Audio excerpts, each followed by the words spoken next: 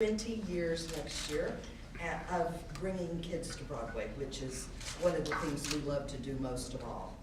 From January 9th to January 15th, kids and teens can go to a Broadway show free when they are accompanied by a full-paying adult.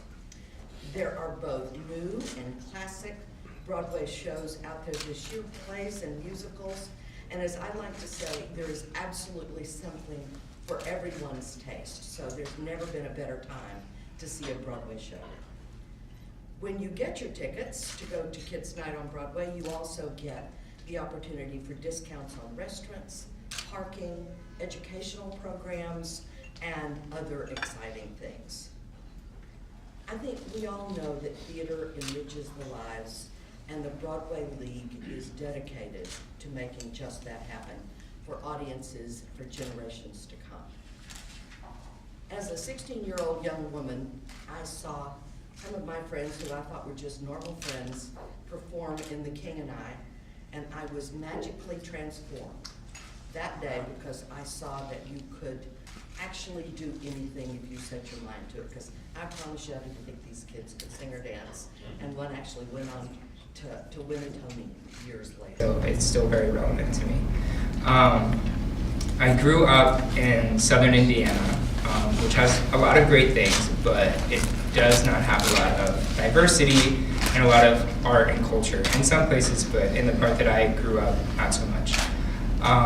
So looking around me whenever I was a teenager, starting to battle with my identity about coming out as a gay man, there wasn't a lot of representation around me that I could kind of, say, hey, like, that's what being gay means, and there was definitely no, like, trans identifying people or queer people to be like, oh, that's what a transgender person is.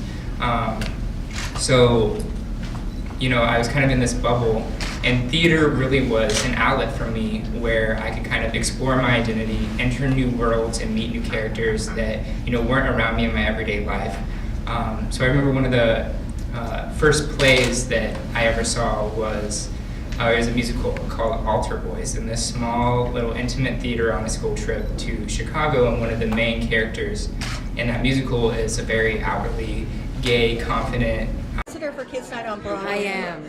What made you choose Point as to bringing this to the focus? Well, because it's an organization that I've been involved with from practically its inception.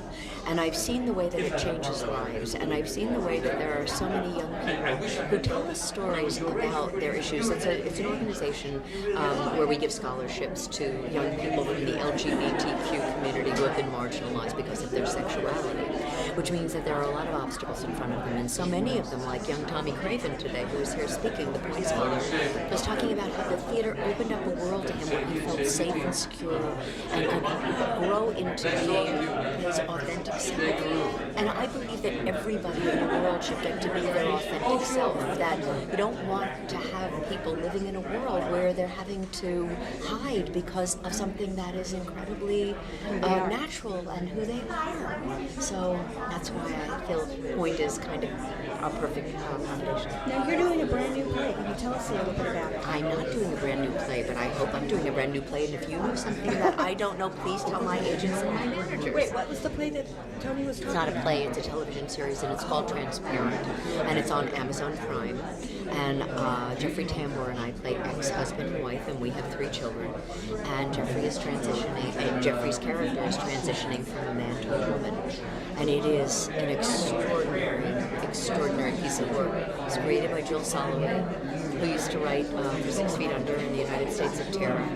And it is a really powerful story, and it's about authenticity and living an authentic life. And the things that come up with the people around you when you choose to do that.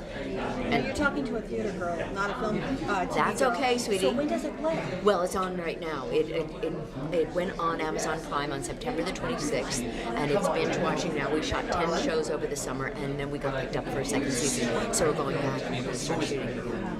Now you're a big supporter of theater. I've seen you at several shows, and I know that you champion Dogfight and you champion the show about the Sugar Lady.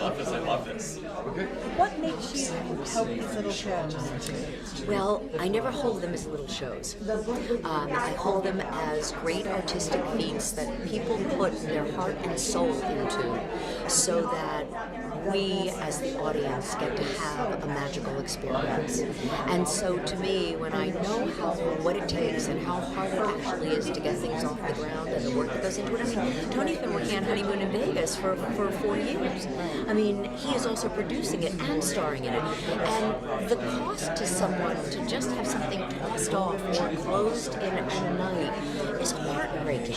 And so to me, I want to encourage that kind of work in the theater. I want to encourage people to go after it and really work hard and see what something can bring. I mean, Dogfight is an incredible piece. Don't you think it was extraordinary? And my Joe Mantello, who directed me in Other Desert Cities, did that. I mean, and I see the work that he does. And if you see his ship, it's magical. You can see the work that he does. And so I think as people who are in the theater and we're part of the theater, I think we have to support our own and talk about how great this is. And that's why Kids Night on Broadway is so fantastic. You're exposing young people, and this is a great year for teens to come to see shows, that you're exposing them to something. It's a world that they might not otherwise have been exposed to, and it can change their lives. And when someone's life is changed, the world is changed. So much. Thank you so much. Thanks. That was